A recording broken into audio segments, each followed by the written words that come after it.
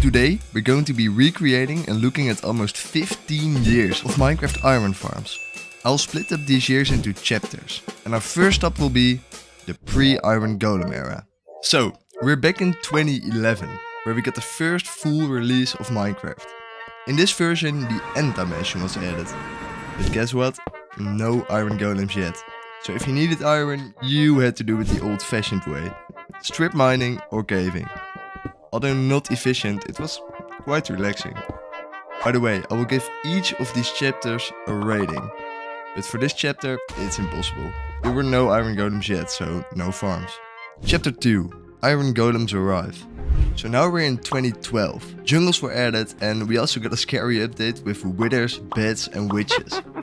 Pretty cool, but Minecraft 1.2.1 changed everything by adding iron golems. Immediately some clever players got to work. The first iron farm I could find on the internet was by DareDracoX. Doc M improved it a bit and the only things necessary for this farm to work were 2 doors, a few villagers and a roof. The rates were absolutely insane though, getting close to 1200 iron ingots per hour. Logically this got patched before the full release of 1.2. Because when 1.2.1 was fully released, you suddenly needed 21 doors and 10 villagers to reliably spawn golems. This right here is the first mainstream design that was used. Basically just a big platform for the iron golems to spawn on, with a villager pod containing a few villagers on every side. Once the iron golems fall into the hole in the middle, they die in the lava. However, you literally had to just wait down here to collect your iron because hoppers didn't exist yet. The rates of this farm were horrible. This huge farm with a lot of villagers produces around 30 to maybe 40 iron per hour if you were lucky. The only positive thing is the fact that you can just put 2 villagers in every pot because they will automatically breed. Like you don't even have to give them food or anything. Well, I'd give this farm 2 out of 5 iron ingots. That's mainly because iron farms were finally created and that's cool, but it was just a lot of work and really slow. Now we're in 2013. A lot of redstone was added, we got to tame horses and entire new biomes like the savannah were introduced. The redstone update was especially important because hoppers arrived, meaning no more standing around to pick up your iron, you could just let the farm do its thing. And hoppers put the iron into a chest. Players like Doc M and JL2579 started making advanced stacked door farms to increase iron output. It was kind of hard to make a survival because it required lots of villagers and resources. Oh, and by the way, from now on, roses officially changed to poppies. I would give this chapter 2.5 iron ingots for their big improvement in collection. However, the farms are still complicated, but we're getting somewhere. So, Minecraft version 1.8 and 1.9. The time where the combat got updated. I'm 100% certain that some of you are still mad about it. Well, back then people were mad too, but not just because of the combat. Right before the official release of 1.8, a change was made, where if a golem died to lava without direct player damage, no iron dropped. Thankfully, Mojang reversed this change before 1.8's official release, so it didn't change farms for too long, but it did give a little scare. During this era, the mainstream farm changed a bit because of Nims TV's tutorial. As you can see, it's a lot smaller and it produces around the same amount of iron as the previous mainstream farm. This is because it has 2 platforms for the iron golems to spawn on, instead of 1. Oh, and by the way, it's also smaller because we don't have 4 villager pockets anymore, but just 1 right here. For the rating, I will be sticking with 2.5 iron ingots. The farms do have some improvements, but they're still extremely slow. Now we're at versions 1 to 10 to 1.13.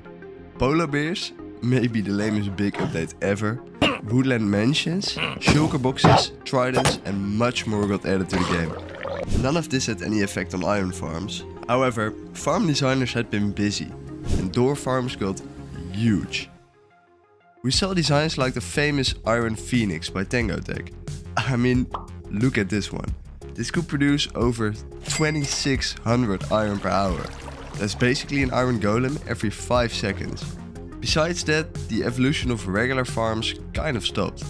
If you look at this design by GrooveGuy, which was fully optimized, it produces around 65 iron per hour.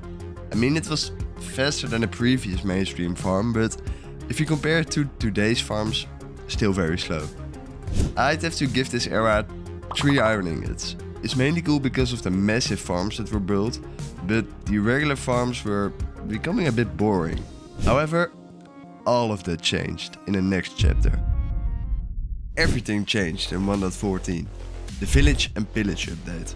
Doors gone. All we needed now were 3 villagers, 3 workstations and 3 beds. Here's an example. This design is by Skunk Monkey.